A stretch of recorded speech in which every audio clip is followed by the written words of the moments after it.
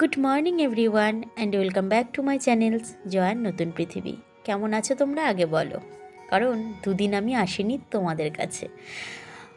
তো যাই হোক, আমি তো ভালোই আছি। আর বাইরে দিয়ে জানো ঝিরিঝিরি বৃষ্টি পড়ছে। হাতটা কিন্তু আমি বাইরের দিকে বাড়িয়ে দিয়েছিলাম যাতে করে বৃষ্টির জলটা আমার হাতে লাগে, একদম বাচ্চাদের মতো। আমি মনে করি মানুষের মন সবসময় বাচ্চাদের মতো থাকলেই তার মন মানসিকতাও বাচ্চাদের মতোই হবে। আর হ্যাঁ, কোনো কোনো ক্ষেত্রে হয়তো বড় মানুষের মতো মানসিকতা রাখা উচিত, কিন্তু বাচ্চাদের মতো রাখলে না তোমার শত্রু কম হবে, বন্ধু বেশি হবে। এটা আমি বলতে পারো, জোর গলায় বলতেই পারি। আর আমি তো আমার শত্রু নজরে কাউকে দেখি না, ম্যাক্সিমাম মানুষকেই মিত্র নজরেই দেখি। আর তার জন্যই হয়তো বারংবার বিপদেও পড়েছি, কারণ আমি তাকে বন্ধুর মতো ভাবলে কী হবে, সে যে মনে মনে অনেক কিছু এঁটে সেটে আমার সাথে বন্ধুত্ব করতে এসেছিল সেটা হয়তো বুঝতেই পারিনি। তো যখন বুঝতে পেরেছিলাম প্রচুর দেরি হয়ে গেছিল, কিছু করার নেই। তো এমন দু একবার জীবনে হওয়া বুঝি স্বাভাবিক ব্যাপার, আর হলেই বুঝি মানুষ ঠেকে শেখে, এ কথাটাই বলা যায়, তাই না?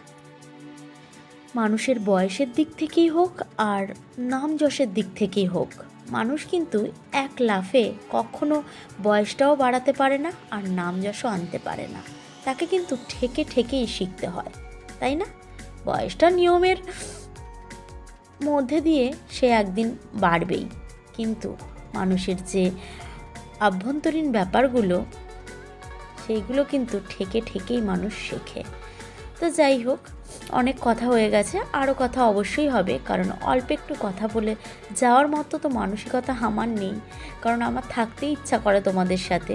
তো সময়ের আবার বেশিক্ষণ থাকলেও আমি জানি তোমাদের বোর লাগবে, তো যতটুকু থাকার দরকার থেকো ওইটুকুই কথা আর কি। দেখো না, সকাল সকাল কিন্তু অনেক কাজ সারা হয়ে গেছে, রান্না তো হয়েই গেছে, প্রতিদিন তো রান্না বান্না তোমরা দেখোই, কিন্তু তার সাথে সাথে এই কাজগুলোও দেখাই। আর এই কাজগুলো করতেই চলে এসেছি, কারণ বাবু নেই বাড়িতে এখন, বাবু গেছে ড্রয়িংয়ে। আর আমি সেই ফাঁকে না, আমার ছেলে থাকলেও যে আমাকে পেছন পেছন ঘুরবে, আমাকে জ্বালাবে তা নয়, তাও ওর সঙ্গে তো একটু চেল্লামেল্লি করি, তাই না? ওটা মনে হয় সব মায়েদেরই স্বভাব। তো সেটাই, ও এখন বাড়িতে নেই, তাই জন্য আমি ভাবছি যে এইগুলো একটু গুছিয়ে নিই। ড্রেসিং টেবিলটা তো রোজকারের মতো গোছাতে এসেছি, তার সাথে কিন্তু খাটটাও ভালো করে গুছিয়ে নিয়েছি। আর ড্রেসিং টেবিল মনে হয় প্রত্যেকটা মেয়ের বা বউয়ের একটা শখের জিনিস, তাই না? আমার তো ভীষণ শখের জিনিস এই জিনিসটা, কিন্তু ওই জিনিসটা আমার কিন্তু বারবার করে ক্ষতি হয়ে যাচ্ছে। যে নিচের দিকে যে কাঁচ লাগানো থাকে না, ওই কাঁচটা দুবার দুবার ভাঙলো। একবার নতুন অবস্থাতে এখান থেকে ওখান নেওয়ার সময় ভেঙেছে, আর একবার সেদিনকে, বেশ তাও 2-3 মাসের বেশি ছাড়া কম না, আমি এই যে এই বড় কাঁচটা মুছছিলাম, আর আমার হাঁটুর চাপে নিচের কাঁচটা একদম চুরমার হয়ে গেছে। কিছু করার নেই, ও নষ্ট যখন হবে, কিন্তু ঠিক আমাদের বাড়িতে একটা স্বভাব আছে, কোনো জিনিস যদি নষ্ট হয় চট করে কিন্তু ঠিক হয় না।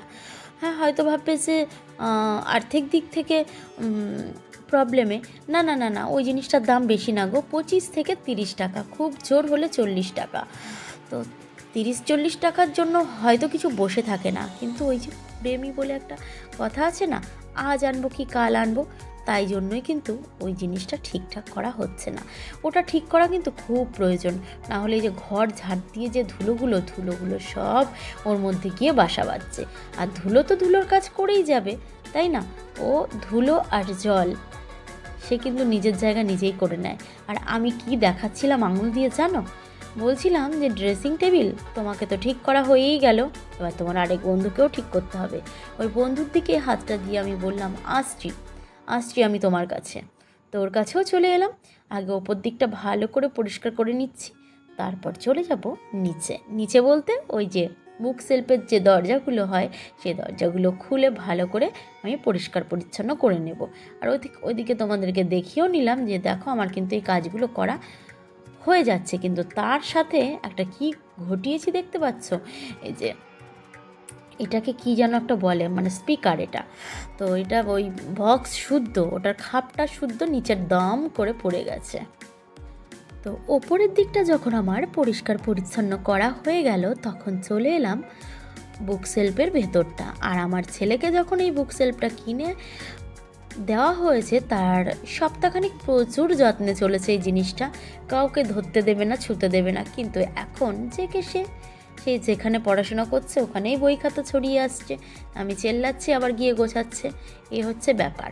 তো নিচের যে তাকটা দেখতে পাচ্ছ, ওটা আমি ওর কাছ থেকে খুব জোর করেই নিয়েছি, যেখান থেকে এই মুহূর্তে জামা কাপড়গুলো আমি টেনে টুনে বের করছি, কারণ ওকে বলেছিলাম এই তাকটা আমাকে দিয়ে আমার পুরনো জামা কাপড়গুলো ওখানটায় রাখবো। পুরনো কি রাখবো, অনেক নতুনও চলে গেছে ওখানে।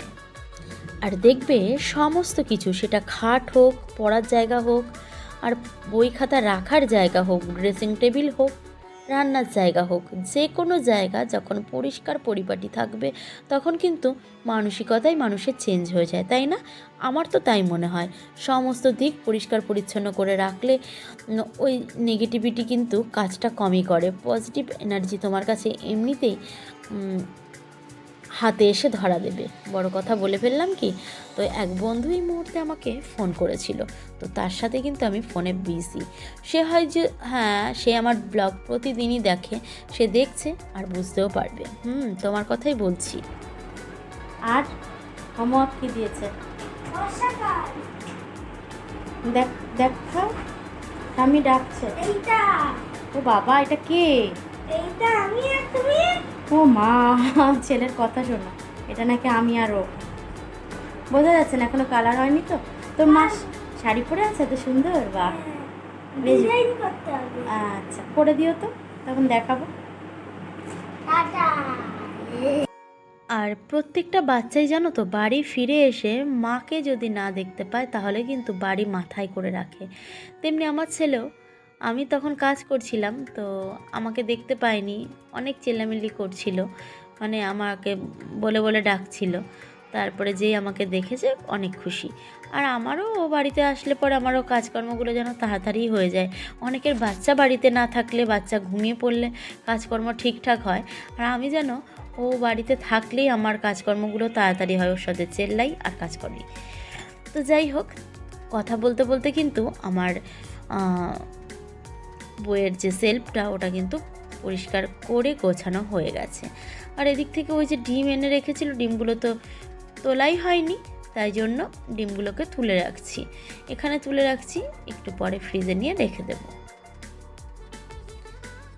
তো যাই হোক, আজকে কিন্তু সমস্ত কাজ কমপ্লিট করার পর একটা জায়গায় যেতে হয়েছিল আমাকে, তো সেই জায়গার উদ্দেশ্যে কিন্তু একটু বাদে আমি রওনা দেব।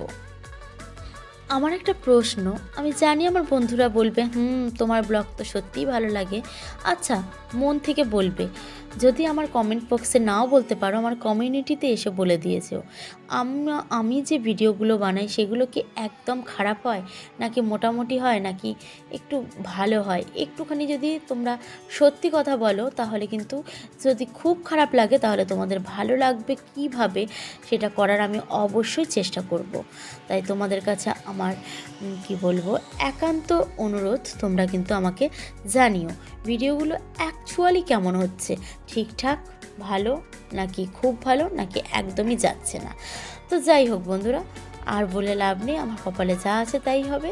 দেখতেই পাচ্ছ আমি কিন্তু রাস্তা দিয়ে হেঁটে হেঁটে যাচ্ছি, তবে হ্যাঁ, যিনি সামনে যাচ্ছেন সেটা কিন্তু আমি না।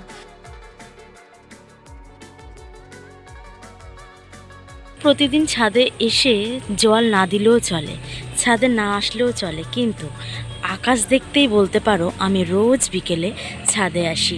আর খালি চোখে, মানে আমি যে এখানে দাঁড়িয়ে আছি, এখান থেকে আকাশটাকে দেখতে অসাধারণ লাগছে, অসাধারণ, কিন্তু আমার ক্যামেরায় ততটা ভালো তোমাদেরকে আমি দেখাতে পাচ্ছি না। আর এই সময়কার আকাশটা আমার এত প্রিয়, শুধু মনে হয় যেন পুজো চলে এলো, পুজো চলে এলো, ভীষণই ভালো লাগে।